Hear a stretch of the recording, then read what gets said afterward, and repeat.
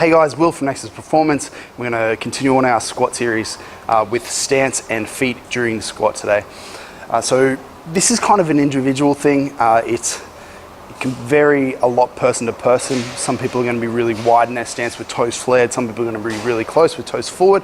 It depends a lot on mobility and the assessments that our clients give us back when they come on board with us, as well as like hip shape itself. And then weaknesses and strength. So there's a lot that can go in here, but for the most part, it's just going to be a comfort thing. If you can get to depth, achieve depth, without breaking any big rules, without losing the feet, without losing hip position, we are happy there as long as you're comfortable, really. But for most people, it's going to be slightly outside of your hips with a slight toe flare. So that's a good place to start, and then we'll make adjustments from there. So for Mickey, if you want to get in yours.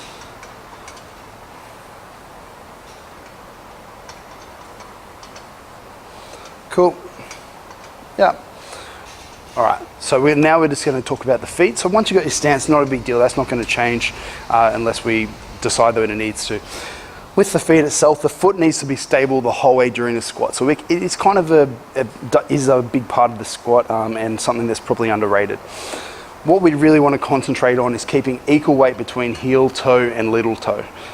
So what some people will do is they'll either collapse in, which we don't want, as it's going to cause instability upstream, or they'll go too far out even and end up on the outside of their feet with cues like knees out or push the ground apart or things like that. So the cue here is going to be individual again, but yeah, the biggest thing is going to be keeping equal balance, heel, toe, little toe. So what I want you to do is just try and grip the floor with your toes slightly, but not pushing so far out onto the outer foot that you're coming up and creating a huge arch and being in an unnaturally rotated position out. During the squat itself, walk it out. We're just going to want to hold this the entire time. So she's going to grip the floor in her setup. She's going to get the rest of her body tight. She's going to drop into the squat, keep that there. Yeah, and back up. Cool.